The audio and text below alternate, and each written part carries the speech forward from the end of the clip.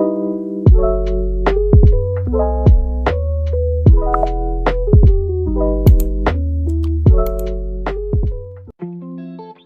bismillahirrahmanirrahim. Assalamualaikum warahmatullahi wabarakatuh. Kami dari kelompok 7 ingin memaparkan sedikit materi mengenai mendistribusikan produk. Baik, di sini saya sendiri atas nama Opi Amelia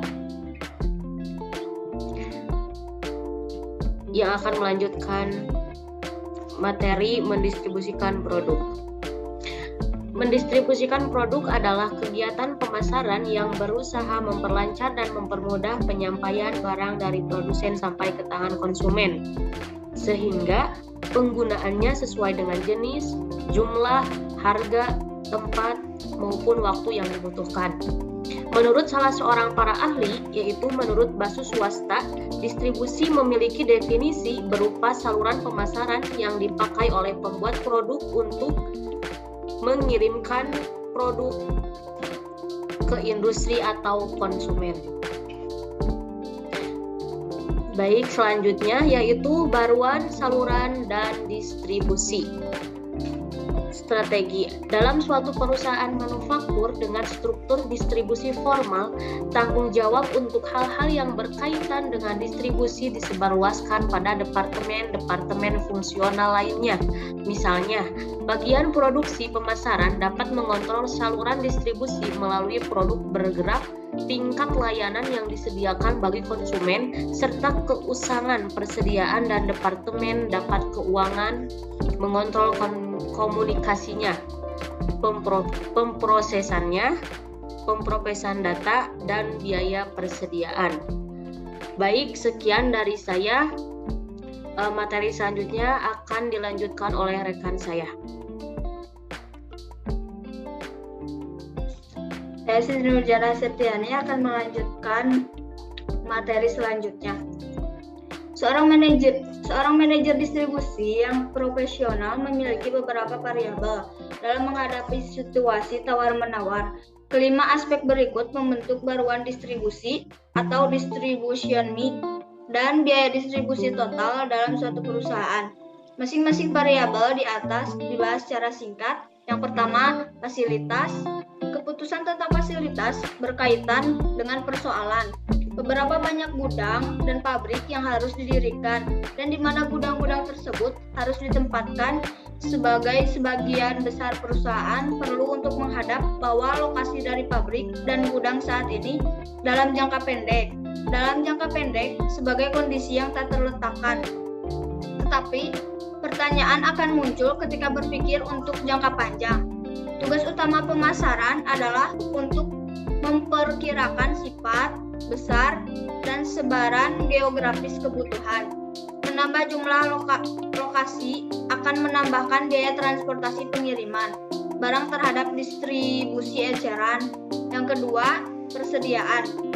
Biaya persediaan selalu mengambil porsi besar dari total biaya distribusi sebagai perusahaan, yang dapat mencapai angka 30% dari nilai per tahun. Tingginya biaya disebabkan oleh beberapa hal seperti beban bangunan, kerusakan, kehilangan, asuransi, dan administrasi.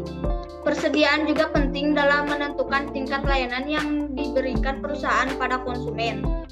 Yang ketiga, transportasi. Aspek penting keputusan transportasi berkaitan dengan hal-hal seperti model transportasi yang akan digunakan, apakah akan membeli atau melisingkan kendaraan, bagaimana pengiriman, dan seberapa sering melakukan pengiriman. Transportasi juga dapat memperhatikan dari sebuah perusahaan karena salah satu fase segi tugas distribusi yang lebih jelas. Sekian dari saya, terima kasih. Akan dilanjutkan oleh rekan saya selanjutnya. Saya Rismawanti yang akan melanjutkan materi selanjutnya, yaitu tentang pedagang grosir, agen atau broker, dan aktivitas intermediari. Pedagang grosir membeli produk dari produsen dan menjualnya kembali kepada bisnis lain. Biasanya menyediakan layanan, penyimpanan, dan pengantaran barang. Pedagang grosir jasa penuh juga memberikan kredit, pemasaran, dan perdagangan. Agen dan broker adalah perwakilan independen dari banyak perusahaan dan bekerja atas dasar komisi. Mereka berfungsi sebagai penjual dan memperpanjang tangan produsen yang tidak memiliki tenaga penjualan.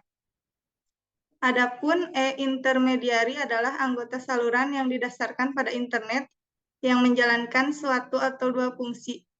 Mereka mengumpulkan informasi tentang penjualan dan menyajikannya bagi konsumen. Mereka membantu pengiriman produk-produk internet. Adapun di sini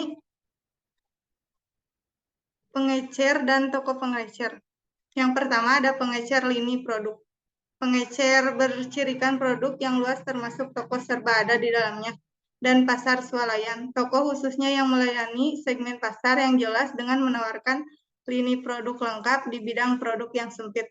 Yang kedua ada bentuk pengecer tanpa toko yang mencakup direct response retailing seperti di mana perusahaan melakukan kontak langsung dengan pelanggan untuk menginformasikan produk ke pelanggan dan mengambil pesanan penjualan, atau mail order. Catalog marketing adalah bentuk direct response retailing. Sekian materi dari saya. Ya, selanjutnya akan disampaikan oleh rekan saya. Baik, saya akan melanjutkan materi. Nama saya Fitria. Yang keempat, distribusi fisik dan operasi pergudangan. Distribusi fisik mengacu pada semua kegiatan yang dibutuhkan untuk memindahkan produk dari produsen ke konsumen. Sehingga produk tersebut tersedia di mana, kapan, dan kapan saja yang diinginkan oleh konsumen pada harga yang layak. Kegiatan distribusi fisik mencakup pemberian layanan pelanggan, pergudangan menyediakan penyimpanan produk untuk periode yang singkat dan lama. Pusat distribusi menyimpan produk yang permintaan pasarnya juga tetap dan tinggi. Rantai eceran, pedagang grosir, dan produsen. Adapun operasi gudang umum mencakup dua biaya penting, selain menjaga apa yang ada, supaya senantiasa tetap berada dalam jalur pengendalian persediaan, mencakup tindakan penyeimbangan yang memastikan bahwa walaupun setiap saat harus ada pasokan dan produk yang tepat dalam persediaan pasokannya. Pasokan barang terlebih dapat dihindari. Penanganan material merujuk pada transportasi, pengaturan, dan perolehan barang-barang persediaan. Selanjutnya, yang kelima adalah transportasi dan distribusi sebagai strategi pemasaran. Ada 3 model transportasi yang berbeda, baik dalam biaya maupun kecepatan pengiriman. Yang pertama, misalnya truk. Keuntungan truk mencakupi keleluasaan, pelayanan cepat, dan ketergantungan. Sedangkan kereta api terutama digunakan untuk mengangkut barang-barang yang berat dan besar seperti mobil dan baja. Sedangkan transportasi udara adalah model transportasi paling cepat dan tersedia, dan keuntungan lainnya yaitu rendahnya biaya penanganan, pengemasan, serta pembongkaran kemasan. Banyak perusahaan menganggap distribusi sebagai landasan. Bagi strategi bisnis, pendekatan ini berarti menilai dan merampingkan seluruh kisaran kegiatan yang tercakup membawa produk ke pelanggan.